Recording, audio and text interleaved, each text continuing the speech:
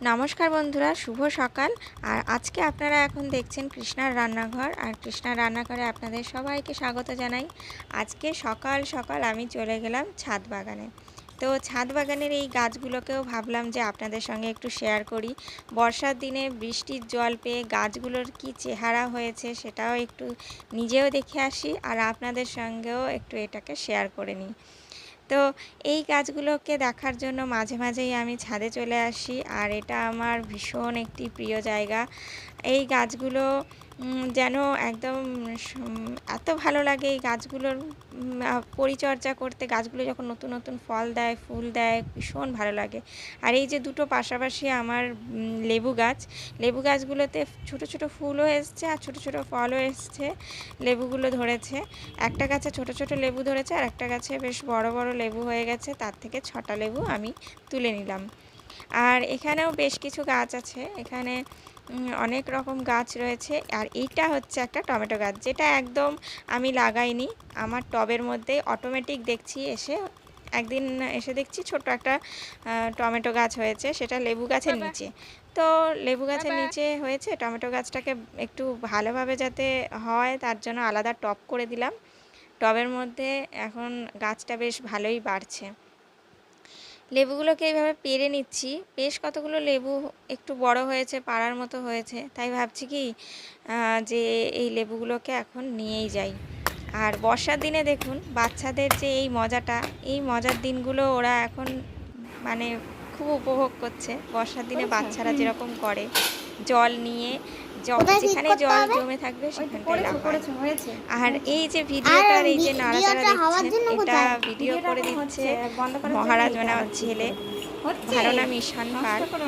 তো ঈশান আজকে ভিডিও করে দিচ্ছে তার, তাই আজকে আনকাট করেই পুরো ভিডিওটা দেখাচ্ছি, একদমই কোনো কাটছাট ছাড়াই ভিডিওটা পুরোটাই এইভাবেই দেখাচ্ছি।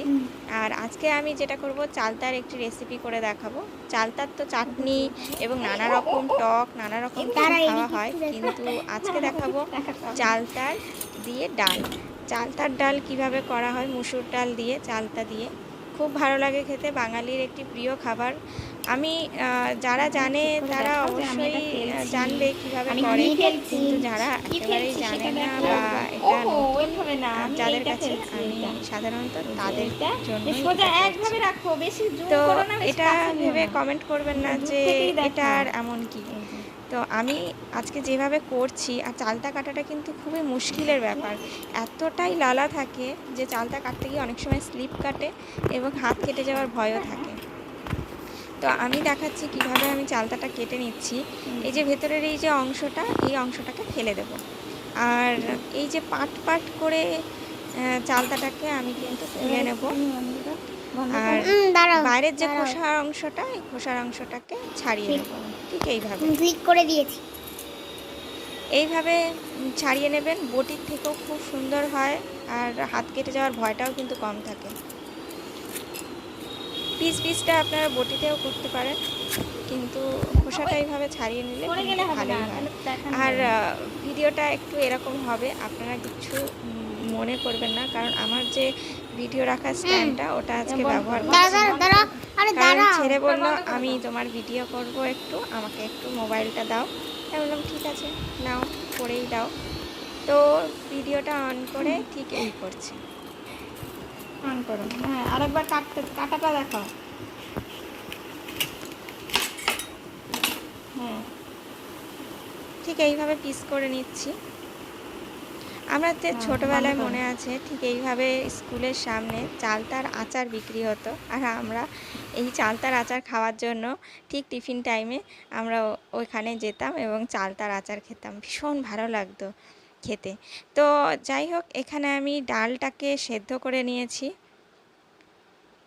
আর আমি লোহার কড়াই ব্যবহার করছি।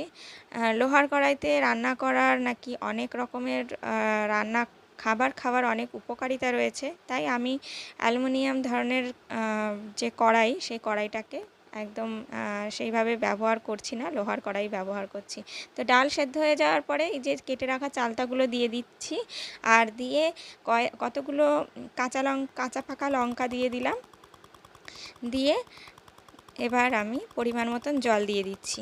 আর অবশ্যই যখন ডাল সেদ্ধ বসিয়েছি তেলের মধ্যে কিন্তু আমি ফোড়ন দিয়ে দিয়েছিলাম সামান্য একটুখানি সর্ষে আর একটু শুকনো লঙ্কা দিয়ে দিয়েছিলাম। আর এইভাবে আমি ডালটাকে সেদ্ধ করে নিয়েছি। আর তারপর ওই জলটা দিয়ে সমস্ত চালতা এবং লঙ্কা সব দেওয়ার পরে তো জল দিয়ে লবণ আর হলুদের পরিমাণটা কিন্তু ঠিকঠাক দিয়ে নিতে হবে। তো আরও বেশ 10 থেকে 15 মিনিট আর একটু ভালোভাবে ফুটিয়ে নিয়ে 10 মিনিট মতন ফুটিয়ে নিয়ে চালতাগুলো দেখে নিতে হবে সেদ্ধ হয়েছে কিনা। চালতাগুলো সেদ্ধ হলে এই চালতার যে একটা ফ্লেভার ডালে চলে আসে না, এইটাই খেতে দারুণ লাগে। আর গরম ভাতের সাথে যদি এটা খাওয়া যায় দারুণ লাগে খেতে। ঠিক একইভাবে আপনারা কাঁচা তেঁতুলের ডালও করতে পারেন। আর কাঁচা তেঁতুলের ডাল না এই টাইমটায় বিশেষ করে এই পুজোর আগে বা পুজোর টাইমটায় খাওয়াটা কিন্তু ভীষণ ভালো, ইমিউনিটি পাওয়ারটা খুব প্রচুর পরিমাণে বাড়িয়ে দেয়। তো এবার ডালটা আমার হয়েই গেছে, আমি নামিয়ে নিচ্ছি।